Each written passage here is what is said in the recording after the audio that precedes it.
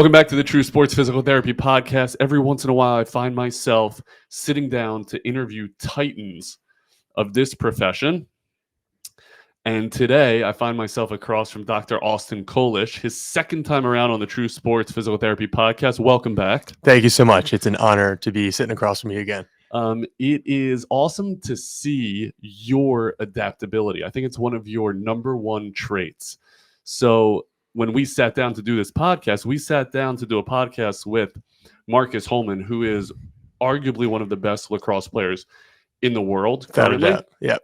And we had some technical difficulties. And so Marcus being a star, he had things to do. Us being physical therapists, we have very little to do today. So Marcus had to run, and Austin said, well, why don't we put together a pod, just me and you?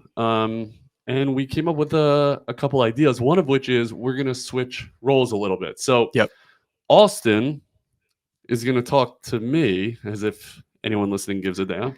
And ask just me a couple questions about what it is I do for a living professionally, my favorite foods, my hobbies and interests. Yeah. So, I mean, as you mentioned, Yoni, I've known you for a while. There's one thing I definitely know that's true to you, is that you don't like talking about yourself. I hate it. So I am super honored and excited to be sitting, I'm going to say the host chair be asking you some questions. So just thinking about like some milestones, we're coming into the end of the year, heading into 2024. Correct me if I'm wrong, but True Sports began in 2014. February 11th, 2014. So I treated my first patient. Huge milestone, right? I mean, we're coming up on 10 years of you owning this awesome practice that has just grown and exploded. So I really want to start there and dive in and just like pick top level brain, like talk about what was that experience like 10 years ago. And I guess let's start with, what made you decide to like take that leap into business ownership? What made me do this to begin with was I saw a real lacking in the marketplace. I came out of graduate school and thought all physical therapy looked like the way we practice now. Right. And it doesn't. Nope. I found myself, I took my highest offer coming out of graduate school, which at the time was $68,000. And it was far and away the best offer I got. The guy said it was an orthopedic practice. He said it was a sports-based practice. Right. I quickly learned that neither of those were true. I was treating very rapidly at a very rapid pace, 3 patients an hour. And I did a lot of handing off. And that wore me out really quickly, unfortunately. Every day I would walk in and do the math of how much more I was making that day than I would have made had I taken a lesser offer, and it was like pennies.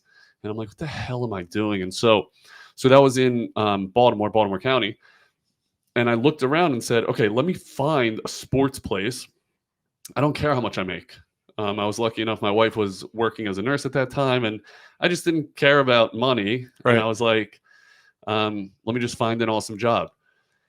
And there wasn't much in Baltimore. And so I'm like, okay, let me look at a bigger market. And I looked in New York. My wife's a New Yorker. I did my last rotation up at Manhattan Sports and Manual in the heart of Manhattan. And I said, let me look up there. Yeah. And I looked up there and I found 1 or 2 places that I thought actually were sports places. And they offered me less money in Manhattan than I was making in crazy. Baltimore County. It was crazy. And it's funny you mentioned that. And I talk about this a lot. I think we actually talked about this when I was last on the pod. But that idea that the marketing towards the general public that doesn't know the difference, and they'll put sports medicine, they'll put sports rehab, they'll say we treat athletes, and they'll slap that on anything. And you walk in, it's exactly what you described. It's a mill where they're treating 4 or 5 an hour. Yep. And a lot of the times it's like an older population, maybe even like geriatric orthopedics. So I definitely relate with that. And I, 10 years later was going through that same type of search initially when I came out of school. So what was crazy to me was the economics. I didn't understand it. I didn't understand why I would be making less in Manhattan than I would here, and my rent would be double. Right. And I think that's really based upon reimbursement rates, mm-hmm. and they're actually lower in New York oftentimes than they are in Baltimore. And it's just you think about it from the insurance side, they're covering so many more people. Right. So those dollars get spread across a much wider population. And so there's less to give out per session, per therapy session. And so there's less for the business owner to give to their therapist. I think that maybe that's changed a little bit, but not to any discernible difference. So you're still going to make just about as much in Manhattan as you would make working in Baltimore. I don't get it. And I Yeah. didn't get it then. And so what I did was I found a sports practice that was a practice of one in Baltimore. It was one PT. I was his first hire. And I said to the guy, I want to join you. We're going to blow this thing up. Yeah. There's no one doing sports here. I'm telling you, we can do something powerful here. He wasn't doing any team sports. He didn't have a team sports background. And so that's what I did. I joined him. And within a year, I was there for 1 calendar year. We hired 2 PTs and doubled our footprint. So Wow. we were in 3,000 square feet. We went to 6,000 square feet. We brought on a strength coach. We brought on 2 physical therapists. Okay. Wow. And we were rocking and rolling. Yeah. And I looked at the guy and said, hey, remember, like when I joined you a year ago, I told you we would blow up. And Right. I told you when we blew up, I want a piece of the action. Mhm. I want some type of ownership or some type of profit share or something. And he offered me a $5,000 raise. Okay. I remember specifically, he offered me, I think I got up to 75 or 80,000. So not like that. correlated with what you thought you were generating and contributing to the whole Correct. business picture. Correct. And by the way, I tried to be very present in looking at that offer sheet. And I try to remember that offer sheet when I talk to therapists here Mhm. and say, commensurate with what you're bringing in is what I want to compensate whoever joins me here. Right. And so if you're treating 40 hours a week, you're producing this amount of revenue, Mhm. this is what you should get paid. If you're doing more than treating 40 hours a week, you should get paid a little bit more. Right. If you're managing and generating business to fill other therapists, you should make more. Right. If you're managing multiple clinics, if you're managing all of our clinics, you should be making more. Because I remember what that felt like. Yeah. I remember it just didn't make sense to me. And so I try to flip that script and I try to keep that front of mind as we go through a hiring process. And now we've grown to, I think we're up to like 45, 50 physical therapists, Right. to figure out how do we come up with those different comp structures. And so that was my mindset. So back to 2014, looking at that offer of call it 75, 80,000 compared to what I thought I could do on my own, I said, why don't I just do this on my own? Well, I think it's crucial that you had a year of doing it basically yourself. I mean, it was you and another guy essentially, starting a business, blowing that up, specifically targeted to the patient population that you wanted to see. So that year, I'm sure, was huge in actually building the confidence and the business know-how. I mean, how hands-on were you like during that first year in terms of like marketing and everything. the hiring process, all that? Everything. Okay. That sounds like a smooth transition to 2014 when I opened. It wasn't. It wasn't, and here's why it wasn't. It took me 3 years Okay. of looking at that offer sheet and then trying to negotiate for more. Oh, so you were with them for, okay, it wasn't I just was a year. Okay. I Okay. was with them for a year.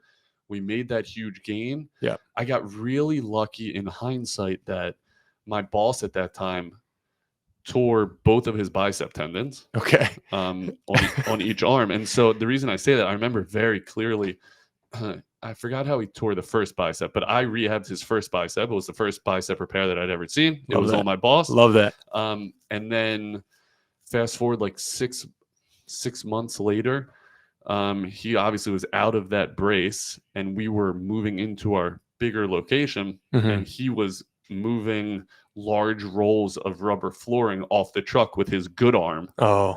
when he felt Oh, his, wow. his good arm go. And I'm watching this happen and I'm like, he's going to be incapacitated again. Yeah. He has surgery again. Yeah. And so my clinical life kind of starts over again because now I'm treating his whole caseload. Now that he has no arms, Mhm. I'm rehabbing him. That's crazy. And I'm trying to figure out like how we're going to grow. And by the way, that's when I studied for my OCS Right. during that time period. So studying for OCS, trying to grow this clinic, treat his entire schedule, treat my entire schedule, supervise the 2 therapists we had brought on. So, and then I was in this rut of negotiation for 3 years, Mhm. growing this clinic, negotiating, doing all the crap I just described. So that's where I really started to learn, wait a minute, I actually think I can do this on my own. I didn't think prior, and I didn't even have the need to. I would have been fine partnering with him Right. just for more than $75,000, I thought at the time. And so that's really what pushed me to say, this guy obviously doesn't see my value. Mm-hmm. I was 32 at the Yeah. time. So I got 2 kids at home, or maybe I had one and one about to come. I'm like, it should be now. And you asked me what it was like, I think was one of your questions. Sure. And the word I would use would be terrifying. It's funny hearing that story, and I feel like that's that really relates probably with like a lot of the clinicians we bring on now, where it's like you're shot right out of a cannon, right out of grad school, and then you're kind of like thrown into the hecticness of like the real world, treating a caseload. You know, for our CDs and our RDs, definitely taking on more of like a management role. I see a lot of that in how you've built the structure here. And it sounds like you've really learned from those lessons of having to be through that yourself to kind of make that as streamlined as possible. I know I've seen that change. I'm going on, if you include that first year when I was here as a student, this will kind of be year 4 going into 5. I've seen that change dramatically in terms of like our own structure here at the company. I think it's just awesome to hear like your own story. I think if somebody came in off the street now to meet Dr. Yoni Rosenblatt, CEO of True Sports, they would just assume, well, he's always had that knack for business ownership. You know, he's always had business acumen. Think that's true? No. Yeah. Not true at all. Didn't learn a damn thing in graduate school about running a business. Right. I think they tried. There was one class. I've shared this story before. There was one business class that they provided us in graduate school at University of Maryland, Baltimore. And I submitted essentially what was my business plan for True Sports as a project in that class. I think I got a C. And like my whole idea, I thought this was genius, was to rent smaller spaces in big athletic facilities and try to grow a practice like that. Do you still have those papers? I would love to see if you could pull up that like proposal from grad school and see how closely that reflects now. Dude, what do you it's think? The same thing. You think so? Yeah, first of all, I definitely have those papers. Second of all, it was exactly the same model that we, and by the way, now it's really commonplace in the market that we've seen this model work. Right. So I think I was onto something there. I'll tell you what else I have. I have an email. My mom actually just gave it to me because it was like in a stack of papers in my old bedroom when I was living at home as a college student. And it was an email that I sent to University of Maryland saying, here's why you need to take me into your program. I know my GPA sucks. I know it's horrible, but I've done this. Yeah. By the way, I'm good at this. Take a chance on me. I'm going to make you look really good.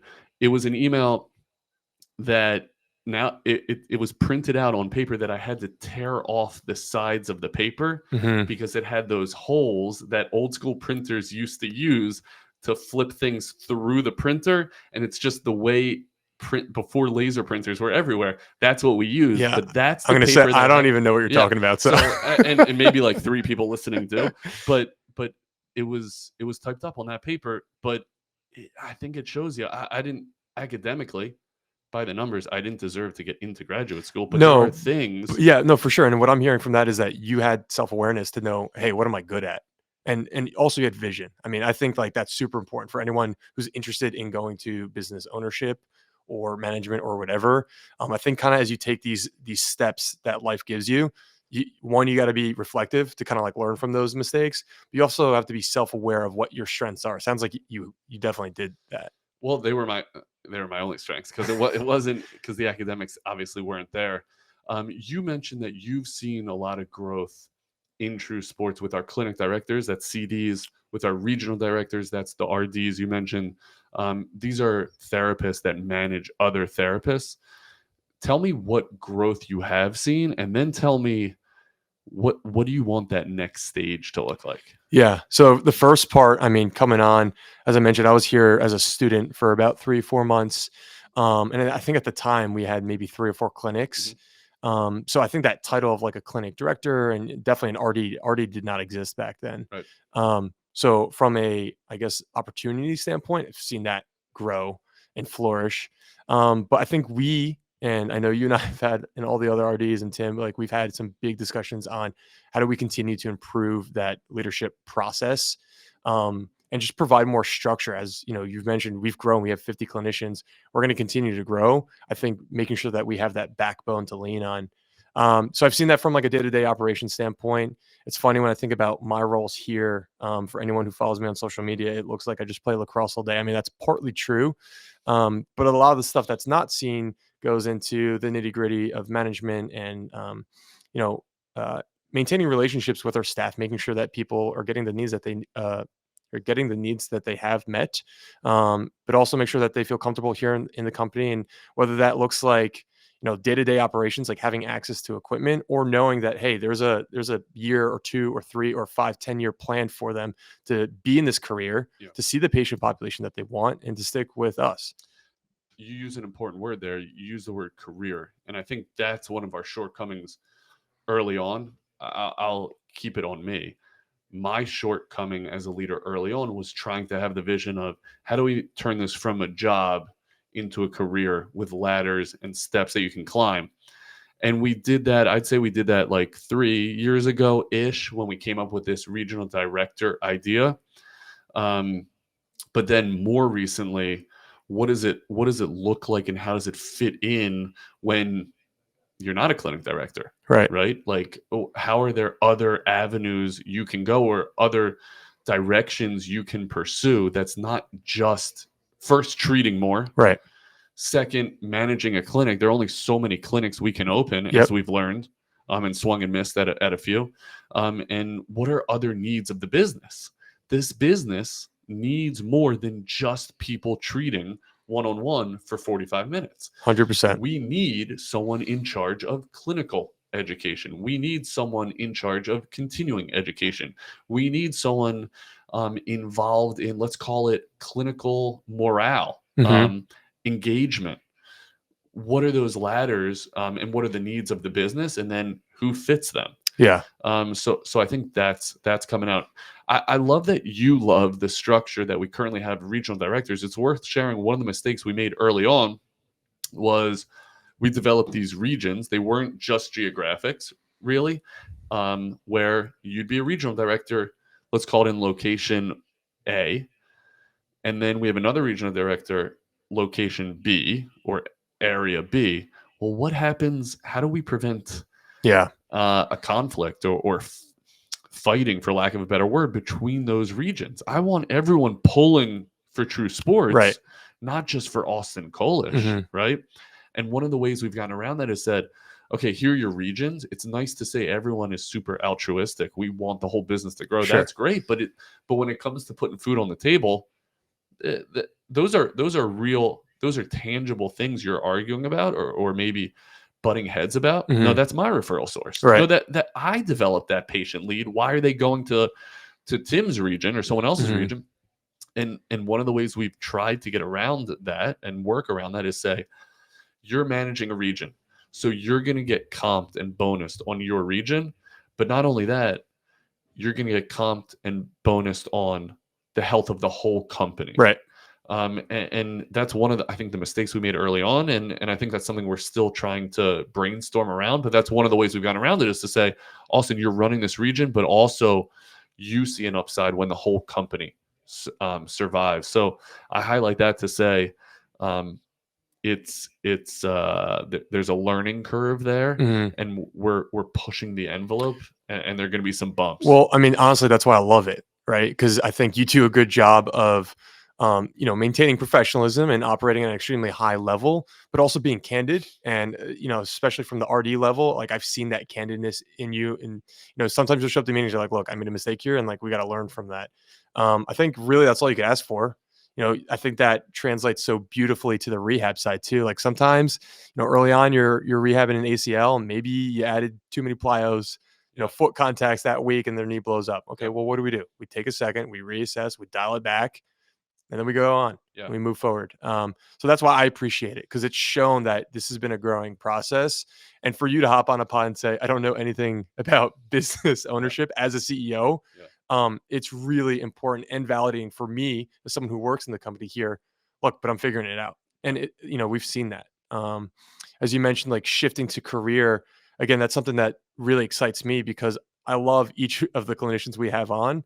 And part of the vision is like, spreading essentially the good word of True Sports, which, by the way, is just one-on-one care for 45 minutes and operating at a really high level, meeting athletes where they need to be. It's something you talk about all the time on these pods.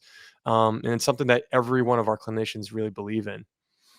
In addition to just like learning from your mistakes, any other good resources, or did you have a mentor perhaps that kind of helped you navigate this space? I've had a few mentors. I still do. I had a mentor who was very close to me. Shares a family line with me. Okay. And so early on, I've always been gung ho about whatever it is I do. Yeah. Business wise, sports wise, whatever. And I got really into this entrepreneurship concept. I got into this entrepreneurship concept halfway through graduate school. Okay. And so when I'm talking to my mentor at the time and saying, how do you run your business? How do you hire? How do you figure out how to bonus? What's your interview process? How do you negotiate a lease? How do you negotiate with insurance companies? So you're asking all these questions in grad school? All these questions in graduate school. This Okay. is called second year grad school. And he turned to me and he said, can you please just worry about being a good physical therapist? Yeah. Like, shut up and figure out how to rehab low back pain. Yeah. How to rehab shoulder pain. I'm pretty sure you said those exact words to me about 6 months in, when I was like, all right, what's next? Right. And so he was basically saying, like, just wait, figure it out. There's so many great businessmen in this field. There are very few outstanding clinicians that are good businessmen. And what you always have to fall back on, God forbid, this house of cards that is True Sports falls apart. I know that I can box the whole thing up, put it away. It's a loss, and that sucks.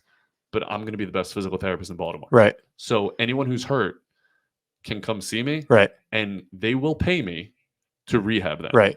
And if I didn't have that, then I'm in trouble. And I'm just going to say, for those of you who don't know, and one thing I certainly admire about you is Yoni still sees a very sizable caseload and treats every day, on top of all the meetings he has, on top of all the business administration stuff, almost to a point where it's a little annoying just to get on a phone call with him. Because if he's not doing business stuff, he's treating high level NFL, MLB athletes, and he's in the gutter. He's in the trenches with us. I'm also in the gutter, but I am in the trenches. And I think that's important. Now, I don't treat as much as I used to.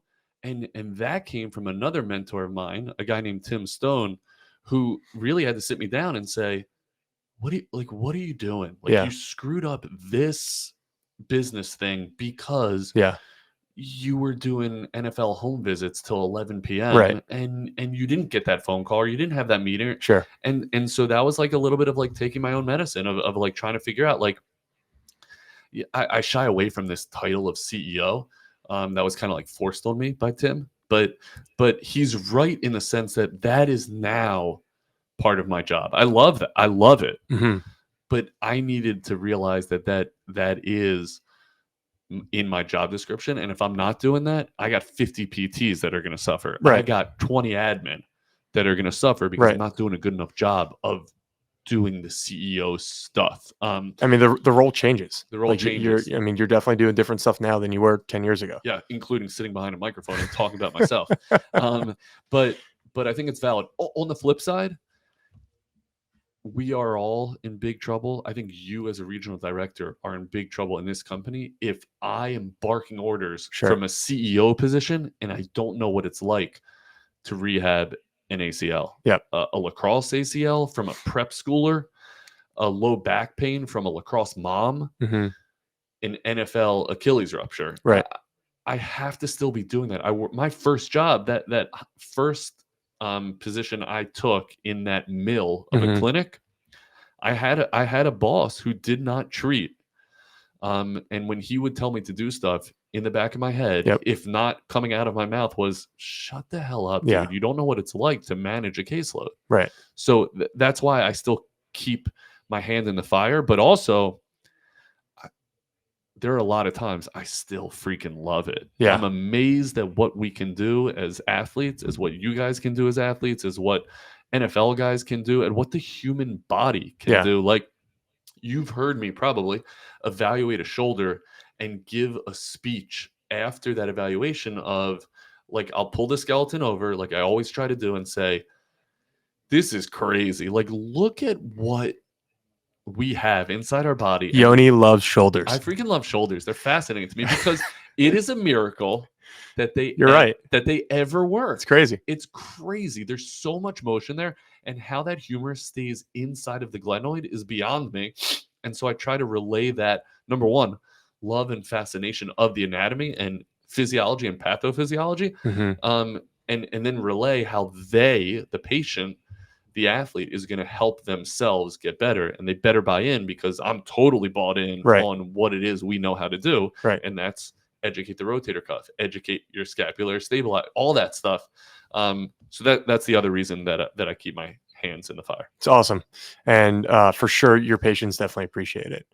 Okay, let's talk about some like biggest lessons or maybe surprises even. I think I want to go that route more of like, what's something that comes with business ownership that, you know, you weren't daydreaming about in grad school, and maybe year 5 versus year 10, you've kind of realized like, wow, okay, like this is something I wasn't expecting, but I've had to, you know, either adapt to, or, you know, could be positive as well, not just all mistakes made. I can't believe the level of responsibility that comes with it.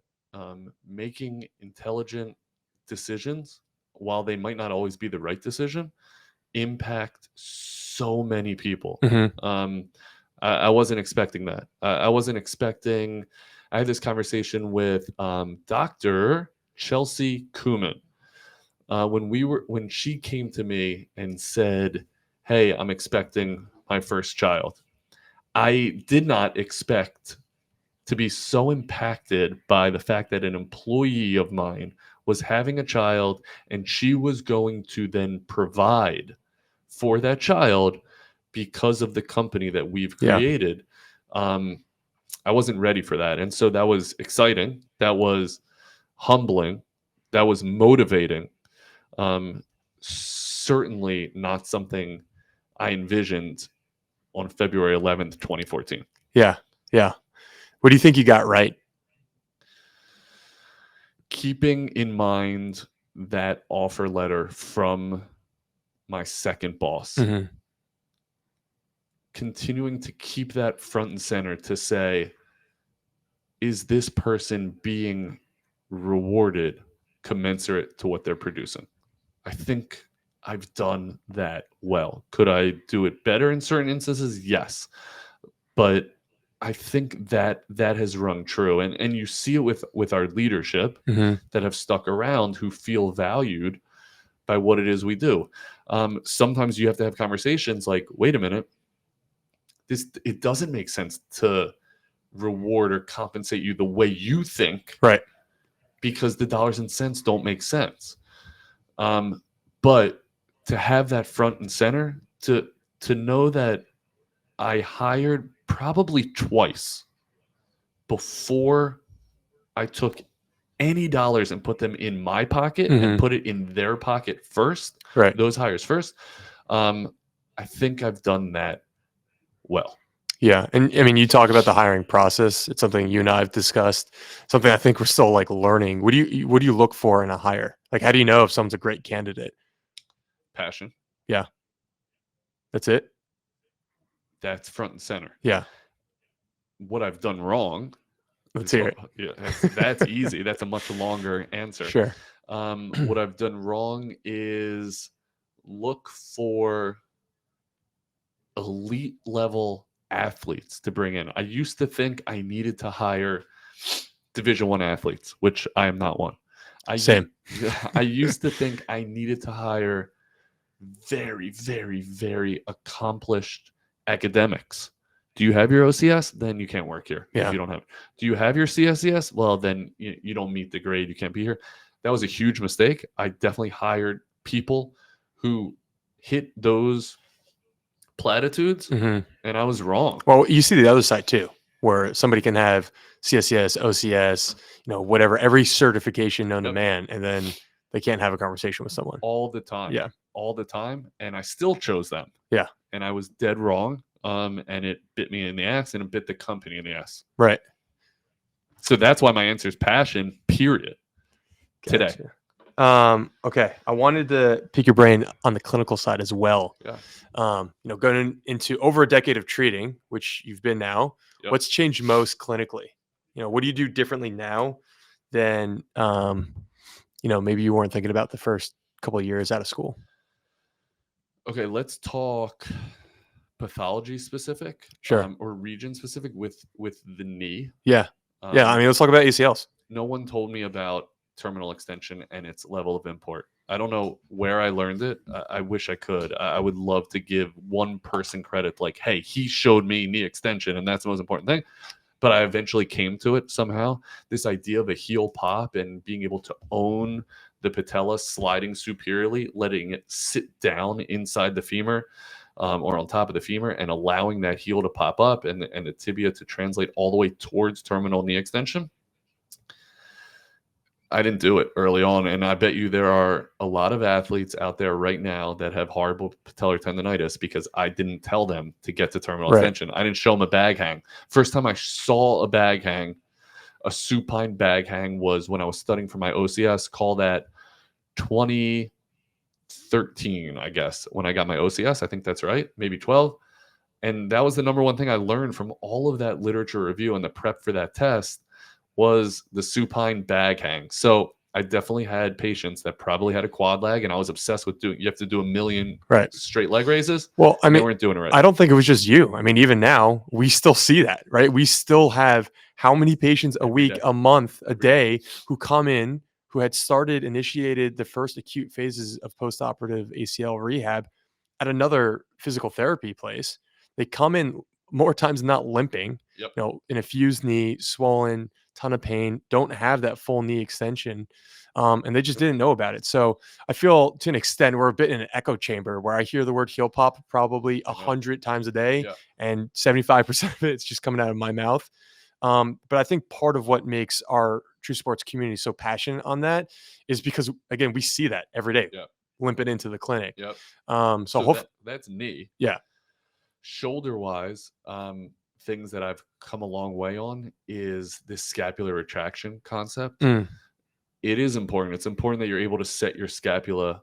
It's important that you're able to put it in your back pocket or whatever cue you want to use. It's also important for it to protract, and for it to slide around the rib cage, and how well an athlete handles their scapula and thereby humerus when it's outstretched. When they're following through, let's say on a pitch, for those of you listening, that came late for me. So I think that's also super, super important. The other thing is FAI and hip impingement. When I came out of grad school, so I've been treating for like 15 years. When I came out of grad school, I don't think we knew what the hell FAI was. Let me rephrase that. I didn't know what FAI was. It wasn't covered in graduate school properly. I didn't understand the mechanics of the hip joint, how it relates to the shoulder joint, how similar and also how different they can be. I just think we were obsessed with, at that point, glute strength. Same thing with the knee. Oh, it must be coming from the glutes, right? And now we've moved further down the chain towards quadriceps. I'm sure you see it with like knees over toes, him getting into anterior tib and how that's the panacea. And oh my God, how have you not been hitting your anterior tib? That's why you have knee pain. That might just be a bit more of a symptom of like social media. No, and like we want to find a thing to hang on to. You're right. And we didn't have that 15 years ago. Yeah. But I think we've gotten away from the glute. And I think if you look at studies, that glute control and hip control is far less important than quadriceps control as it pertains to anterior knee pain, whatever that is, whether it's patellofemoral syndrome or whether it's tendonitis, patellar tendonitis. I think I've seen that come a long way. So I have two thoughts in my mind. One, I think it's crazy because you're talking about the importance of like glute strength emphasized in school. By the way, I came out of school later than you. I was taught the same thing. No, Yeah. no one's talking about knee extension or quad loading for ACLs. No one's talking about that for FAI either. And what worries me about that is the professors that are living Yep. in this academia. How much are they treating?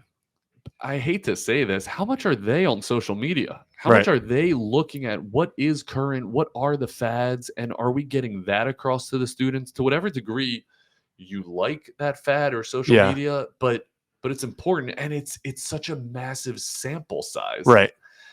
So that there's so much gold there. I look back at some of my professors and think, were they treating athletes? Then why are they teaching that course? Right. Um, and we were just missing it. I've seen my graduate school now start to bring on some faculty that have a little bit more bearing inside that athletic world, to good ends. Yeah. I will get students now that do understand some of that quad loading concept. Some of it's from the graduate school, some of it's from their own hustle. Yeah. I mean, also you mentioned social media. Do you think clinicians are in a better place now because of the ease of access they have to that? What do you think my answer to that's going to be? Absolutely, yes. Absolutely, yes. I Yeah. totally agree. Yeah. I didn't have a way coming out of graduate school. This makes me sound really old, but I didn't have a way to find the information. Hmm. What it was very hard to unearth these resources. You had to find strength and conditioning. Right. I got lucky that I found strength and conditioning when I joined the second practice that I was part of, because they were in house with strength coaches Hmm. who knew a lot more of that world than the doctors of physical therapy. So now we see this beautiful amalgamation of Yeah. strength and conditioning and rehab. I mean, I talk about it candidly too. My first year of PT school, I almost dropped out because in my head, I didn't really have a good perception or understanding of what physical therapy was. Yep. I knew I wanted to work with athletes within some regard, What were you going to do? be a strength coach. And so, I mean, I literally, after year one of learning about how to do a sit pivot transfer and how to do the timed up and go test, Yep. I was pulling my hair out. Yep. And I was like, I just want to be in a weight room and work with athletes and make an impact. Yeah. So I seriously considered dropping out. And it wasn't until I think I saw Lax Doctor throw back to Tim's old handle Yeah. on Instagram. And then I went down this crazy rabbit hole. I'm pretty sure I sent you a DM, but that was through Instagram. Like if I didn't see True Sports on Instagram, my journey into sports PT probably would not have Right. happened as it did. Yeah. So we're way better off. And I too almost dropped out, but I was going to be a lawyer. Oh, really? Yeah. Yeah. Now, you mentioned before, like, do I know anything about business? Some of that What was your undergrad major? kinesiology, Okay. Did you take any business minors or? not a thing. Okay. And by the way, 5-6 years into True Sports, so less than that. I want to say 2019. So 5 years into True Sports, I didn't know how to read a profit and loss statement. I didn't know what a profit and loss statement was. Right. But I had 15 employees or Yeah. something like that. So what was I doing? Well, that's why I asked the mentor question. Are you just did you just have like a team of guys who were like, hey, what the heck do I do here? So I'm definitely blessed by my community Mhm. in the sense that for whatever reason, so many of my buddies own and run their own Right. fill in the blank Hmm. law firms, dental practices, construction companies. So they're in it. They're learning it also. By the way, their education was not business. It was in law or Yeah. it was in dentistry. Did you find that those other professions kind of like almost help them with their business ownership? Because I know from my end, again, as you mentioned, I probably had one class. Yep. I'm like, how to run a clinic. Yep. Dental, yes. Yeah. They are awesome at it. I don't know if it's in their graduate programs, but there's definitely like this awesome, and we have it now in physical therapy. In the last few years, we've come a really long way with the business side education of Mhm. it. Dental, it's there and it's robust and it's awesome. So they got it at least once they got out. Right. I was fortunate enough. I forgot who pushed me to take this Goldman Sachs business course. It was called 10,000, Okay. and you applied to get into it. I can't remember who told me to do it. It might have been my accountant at the time. I can't remember, but I owe them a huge debt of gratitude. I owe Michael Bloomberg a huge debt of gratitude because he sponsored the whole thing. Goldman Sachs, 10,000 small business. You can look it up now. We can put a link in the show notes. Sure. And what you do is you apply to get in. You have to have a certain amount of revenue in your business already. You have to have a certain amount of employees in your business already. And it is business 101. And you're in a class. I think I had 50 classmates, maybe a little bit less. And it's Thursday, Friday for like 3 months. Okay. And you don't go to work. You Yeah. go to school. Yeah. You go to class. And they teach you how to run a business. And that's, you have marketing, you have financial statements, you have. Was that targeted towards healthcare, or that was just like business ownership? Not only that, I was the only, they section it off. They will only take a certain amount of people from a given industry. Mhm. So there was certainly no other physical therapist. There was no other medical professional in my class. Interesting. It was restaurateurs. Hmm. It was teachers. It was a lot of government facing. It was construction workers. I stay in touch with them now. Okay. To some degree, but they taught me so much in that 3 months. In that 3 months, and a huge credit to our team here at True Sports, who allowed me to step away, Right. to go do that, because I was totally absent every single Thursday, Friday, and I'm absent on Saturdays, Right. where just education, and that totally allowed me to have somewhat intelligent conversations with my accountant, with my attorney, with my landlords. Yeah. Because I never would have known how to go about that. And then, and how many clinics did you have at that point? 3 or 4. Okay. 4 probably. Okay. So things were picking up, and things were picking up, and you were like, I gotta. What do I do? Yeah. And I might have been one of the smaller businesses in that class. Okay. I think like I barely qualified to get in, but it was awesome. And they had classes like where your capstone project was a new business idea, and you had to pitch it Shark Tank style to investors. That's awesome. Yeah, it was awesome. And True Sports won that thing. Hell yeah. Like people were thrilled with it was before we opened Columbia. Okay. My pitch was our Columbia clinic. That's awesome. Why did I think it would work? How would I take on money and investors? And yeah, it was super, super impactful. So my question to you, and it's a question I get from parents all the time, how come there's not more of this? How come there aren't more physical therapy practices that are built with the same ethos of we want to provide extremely high level care one-on-one to athletes? Because it is the slowest way to make a lot of money. Really. Yeah. That's why. When I talk to my accountant, who is a self-described just a boring accountant, he just looks at numbers, and he looks at our P&L and says, Yoni, what are you doing? If you can make this amount of money treating this many patients, why don't you treat more patients? Right. Double it, triple it. Double it. Yeah. And by the way, as soon as you sell this company, whoever buys it is going to do it. Is going to do that. Yeah. So why are you letting them make all that money?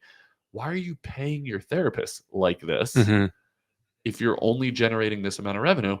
And that's because we're in network, that we're only able to generate a certain amount of revenue. And so our margins are slim. Yeah. You've heard me say that a million times. Yep. The money has to come from somewhere. Where is it coming from? And so that's most likely one reason why there aren't more True Sports. Yeah. Well, it also sounds like it's a lot of effort on your end. One, to have the passion, as you mentioned, to want to be in that field. But I guess the wherewithal to take that leap and to start that endeavor. I think you've done an awesome job. I mean, I'm biased, You clearly. have to say that. Yeah. I'm biased, but I wouldn't have moved down here. I wouldn't have just recently bought a house here, and I wouldn't have, stuck around this long if I didn't see that vision that you shared with us. And I think that's all credit to you. Again, just being transparent and candid in that regard. Well, what's crazy is you, Austin Collish, have been out of school for 3 years. Mm-hmm. 3.5. You're getting married next year. To the woman of your dreams. Yep. Also a doctor of physical therapy. She's awesome. Shout out to Erica. Is awesome. Dr. Law. Dr. Law. Yes, I've enjoyed my time with Dr. Law. She's awesome. But the fact that you're able to do that is just shows that the model works. Yeah. And it can work. the ownership of the practice has to realize this is not the easiest way Right. to make $1 million. Right. Like, but because of that, because we're not taking all of the money and putting it in the owner's pocket and we're spreading it across, you're able to buy a house. You're able to make a good salary. I hate to say it. And you're able to have a career. Mhm. If this was 2016 Yeah. and we didn't have these ladders, you would be out on your own, just like I was out on my own, Right. trying to do the same thing. And you'd probably be making less money, way more risk. Mhm. And yeah, maybe you'd be able to buy that house, but when you went on vacation, you would be making zero money. I mean, their risk side is huge. It's huge. And I would challenge any of our clinicians who haven't spent some time thinking about entrepreneurship, but that's a huge aspect of it. You know, that risk side. For those clinicians out there listening who haven't already applied for a job here, Yeah. I highly encourage you to do that. But if they're maybe thinking about taking that leap, advice for them, you know, as they kind of start their own business. How do you mitigate that risk? One of the ways I mitigated the risk was the model I hinted at was renting space in other people's gyms. It allows you to be super flexible. Allows you to be really flexible. Yep. So I think that's one piece of advice. Two is if you can have some type of forethought to say, I want this to be a niche practice. I want this to be Austin Collish, and I'm going to treat the way I want to treat, and it's just going to be me. Yeah. What does that look like? What does it look like to say, I don't want it to just be me. I want it to be other people working underneath me. There are different structures and philosophies that go into the founding of that practice. So see if you can have that some type of forethought or foresight as to where you the want to proof of concept is there. Yeah. I mean, if you want to be a PT and see athletes, it's there.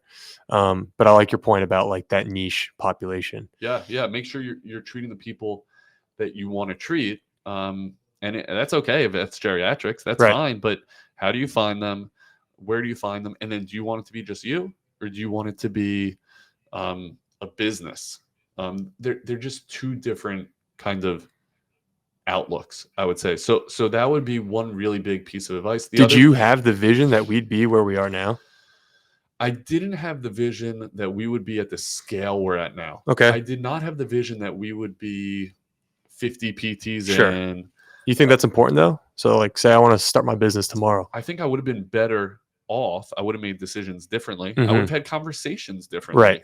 If I had that thought, I probably would have avoided some of the mistakes that I made had I had that vision. So that'll be one. Two is, and you hinted at it, mentors.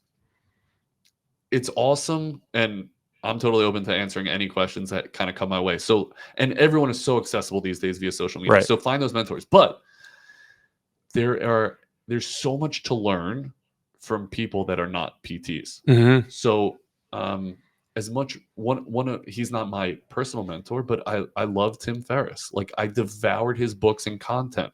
He doesn't know physical therapy from Adam. He might know a little bit now, but his precepts and concepts are ones that I employ in physical therapy, just like you could do in dentistry, just like you could do in anything. Right. So there are these business is business. Right. And so understanding that, make sure you are reading. One of the most impactful books that I read was something called Setting the Table. And it's written by one of the leading restaurateurs in the world. I can't think of his name now, but he was the founder of Shake Shack. Okay. But more importantly, he has also elite level restaurants in Manhattan.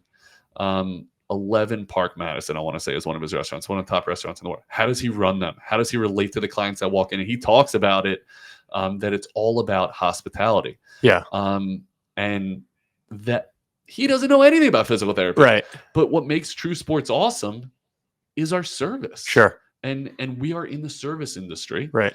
And Gary Vee, same way. Like once you realize that we're all doing the same thing, it's providing outstanding care, those become your mentors. So keep learning, keep reading, and don't be pigeonholed to just True Sports Physical Therapy podcast or just Kelly Starrett, who is a legend in his own right. look at the Tim Ferrisses of the world, you know, look at the Gary V's of the world, look at the Patrick Bet-Davids of the world. Like, these are guys that are titans in service. Right. And that's what we do. I wanted to ask you, I love that you dropped the book title. Yeah. Any other books? Yoni's an avid reader. He's always challenging me to read new books. Give me 2 off the dome. Unreasonable Hospitality by Will Guidara. He worked for the guy who wrote Setting the Table. Okay. Setting the Table was recommended to me by a restaurateur in Frederick, Maryland. But Unreasonable Hospitality, the stories he shares are fascinating. And now I'm about halfway through Patrick Bet-David's Choose Your Enemies Wisely. Those are 2 books that I would say are must reads. That, and I loved Abraham Lincoln. What? You're talking something the present? Team of Rivals. Okay. Team of Rivals. Yeah, because he did something amazing. This guy, first of all, he fails a number of times, right? As we all do. As we all freaking do. Ran for office a number of times and lost. Then he wins. Mm-hmm. He wins the presidency. Yoni's also a massive history buff. And you know what he does? For those who don't know. When he wins the presidency, you know what he does? What does he do? He brings in all of his rivals into his cabinet. And he says, yeah, I know we fought about this, but you have obviously these unbelievable leadership skills. Let's work together. Well, that actually ties into a book you had recommended for me, probably not long after I had just started. And I would highly recommend it to anyone who's in a leadership position, whether you're a coach, a manager, a CDRD. It was Radical Candor by Kim Scott. That book was awesome. And she actually narrates the audio version, which is huge. But part of what you just talked about is like, don't surround yourself with like yes men. Yeah. And find ways to have like really critical, candid conversations with people in the ways that you give positive feedback and the ways that you give and receive negative feedback. Like that's been huge for me as well. And the ability to do that well is such an asset when running your own business. The name of the author of Setting the Table is Daniel Meyer.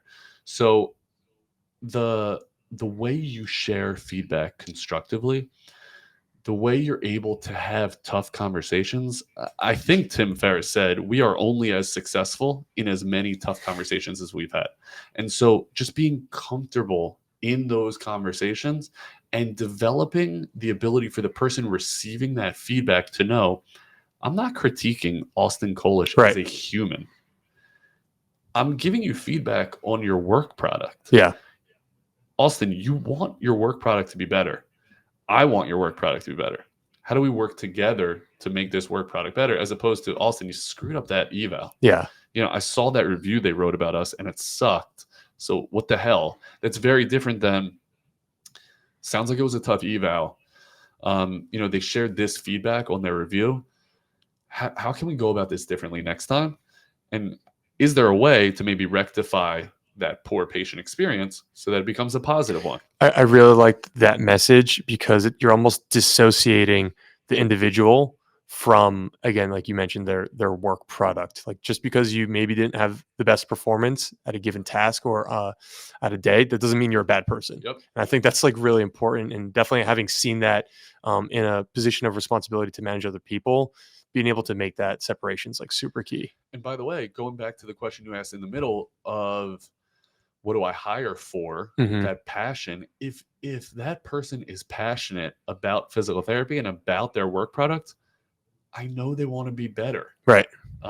However good they are or however bad they are. Like a willingness to learn or grow. Exactly. Yep. And if they're accomplished academically, if they're so bright and so accomplished, that doesn't mean that they want to get better. Yeah. It just means that they did well on a test. Yeah. So, Austin, I hate you for making me talk about myself. It was great. And I think everyone is going to have a lot to pull from this conversation. Well, thank you so much for being the host. Yeah. Thank you for being flexible. Sure. With all of our technical difficulties. Of course. Always growing. Where can our massive audience of sports physical therapists find you? Yeah. So I'm most active on Instagram. You could find me at Lax Rehab. I have my email on there too. So I love chatting. So shoot me a DM, shoot me an email, and let's talk. Yeah, because now you're such a mentor now. It's amazing. Austin at truesportspt.com. You can always email this guy. He will get right back to you. Please feel free to reach out to me, Yoni, Yoni, at truesportspt.com. I'd love to hear from you. I want to know what makes you guys tick. I want to know how we can do this better. I am really excited about our ACL course that we just produced. It's awesome. It's awesome. And it's Austin kind of dragged this out of me. It speaks to a lot of what I wish I knew when I first came out of school, even 5 years post, of how to rehab your athlete, regardless of the level of competition. But even for those elite level athletes that you're seeing in your clinic, it's going to walk you through step by step how to get them from the table, from the OR table. We have one of the world's best orthopedic surgeons on that course, Dr. Jamie Dries. What they go through on the OR table, and how do we take them all the way to coaching, teaching, change of direction, athletic performance, stuff that I massively struggled with once upon a time, and still I'm always learning. So download that course now. I think it's on sale now, so you can find that in all of our social outlets, True Sports PT. That's what we are, all across all platforms. Thank you guys for listening. Austin, Collish, don't start another pod. You just got to come right back on here. You were great, man. Thank you so much. Thanks, Yoni. Yeah, man.